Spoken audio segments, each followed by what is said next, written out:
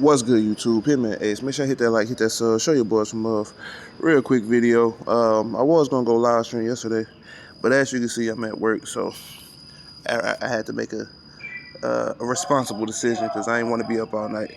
But shout out to the Phoenix Suns, man, for getting to the playoffs, man. First time in 10 years, man.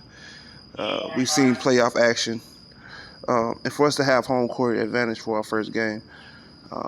Worked out in our favor last night. I think the biggest takeaway from last night was just that home crowd and how energized they were for the team, man. And I want to give my salute to them, man, for showing up the way they did, man, because they was turned, man. I wish I was there. I could have, man, just to be there. I wish I was a fly on the wall in that stadium that night.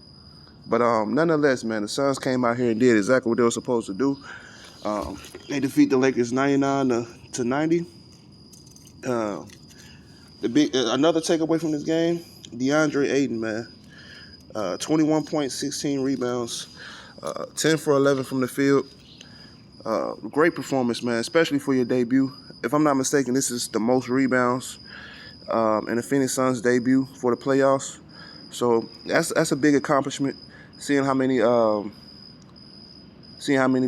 great bigs we had coming out of Phoenix. So salute to DeAndre Ayton. Yeah, this is just one game. You know, I want to make sure I make that clear. This was a big game. This is a big win, but it's still 3 more games we need to win in order for us to have this series. So although we won this game, we need to make sure we're going into the next game with the same energy. And I'm mainly talking to DeAndre Ayton. I like what he was telling Mikal Bridges on that mic when it was mic'd up. He sat Mikal Bridges to the side and said, "Listen, this is on me and you. That's absolute facts, right? This is on Mikal Bridges and DeAndre Ayton, right? We all know what Devin Booker and CP3 is going to do.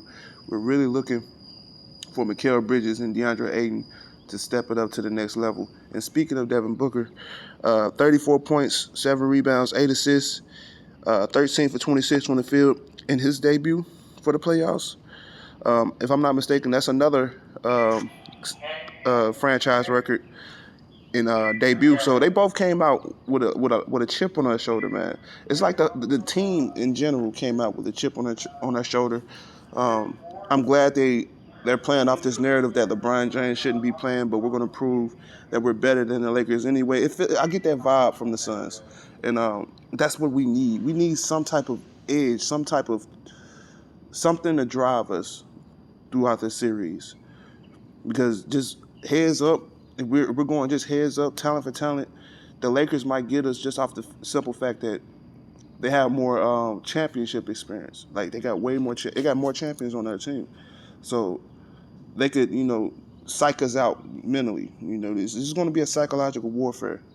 But I like how they came out yesterday. Like I said, it seemed like a sense of urgency, right? Every time the Lakers made a run and tried to get the game close, the Phoenix Suns buckled down. And this is one of the reasons why I picked the Suns in the series. If you notice, every step-up game we've had throughout the course of the season, we played defense. The way we played defense last night, we played defense kind of similar to that, like swarming defense. Damn, man. Everybody engaged, everybody locked in. Like that's the type of defense I expect going forward.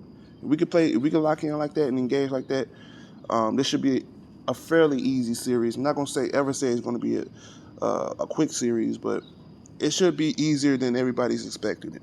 So shout out to them. But Mikal Bridges, 10 points, 4 rebounds, 2 steals in the block. Offensively, he wasn't really there, but defensively, absolutely a monster, man. And another X factor.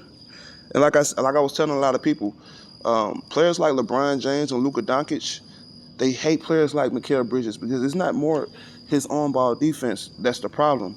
It's more off-ball.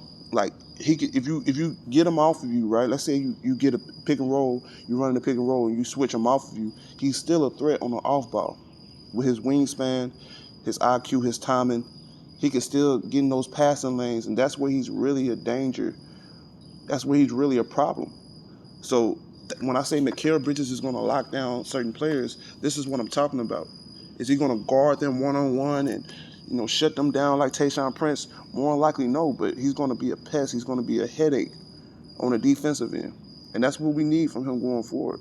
We don't really necessarily need him to average 18, 19 points. We definitely need that type of production he gave us yesterday, right? Just doing the little stuff. We need somebody to do little stuff. Chris Paul got hurt. I think he hurt his shoulder. It's looking like he's going to play the next game, but we don't know if he's 100%.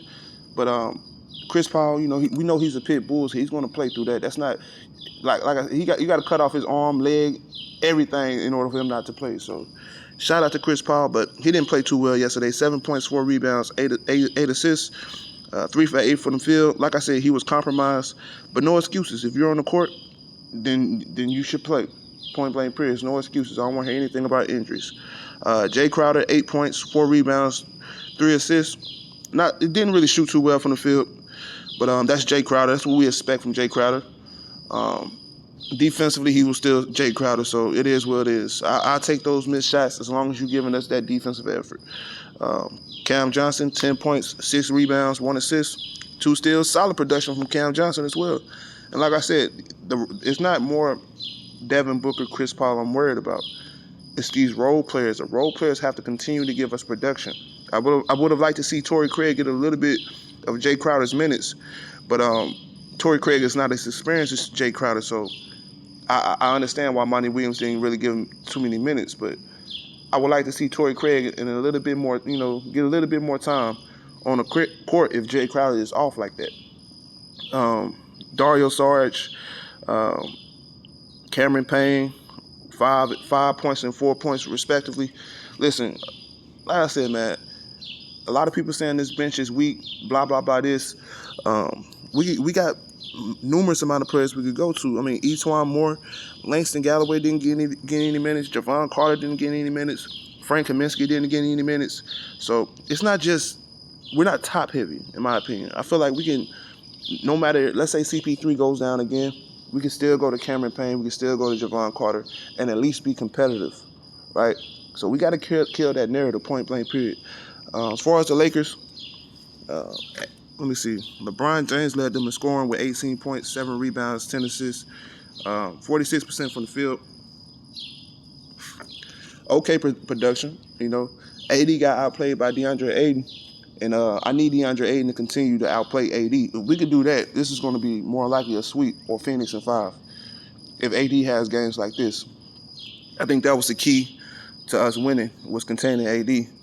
But we'll see if the Suns can sustain this. Listen, man, this is just one game, right? One game down. We didn't win a championship yet. Even if we win this series, it's still not a championship. It's just one series. It's just unfortunate we had to see the Lakers in the first round, which is more than likely the Western Conference Finals in the first round, right? So this is going to be a tough road to the championship this year, but I got confidence in my team. I got confidence in my team to shock the world, man, because a lot of people are still picking the Lakers. They gave us this first game mainly because, everybody, they know we're good enough to beat the Lakers, right? I feel like they know we're good enough to beat the Lakers. So if we win the first game, they could have it out like, I had y'all winning that game. So they didn't have to answer for why they picked against the Suns, right? Because they don't have a legit reason to pick against the Suns. Let's be honest, they really don't have a legit reason to pick against the Suns. The way the Lakers have been playing versus the way the Suns been playing, there's no reason why you should be picking the Lakers and saying, the Suns are inexperienced, blah, blah, blah. Come on now. Like, other than hating, it's just that simple. But, hey, it is what it is, man. You're entitled to your opinion. That's your prerogative. But after the series, we'll see. That's all I got to say. But Hitman Next, that's all I got. Hit that comment section. Let's go through the team comparison. I'm just going to scroll through this. You know what I mean? But, yeah, hit that comment section. Let me know how you feel about this one. Great job holding them under 45% from the field. Got to keep that same energy. But I'm out of here. Salute, Suns Nation.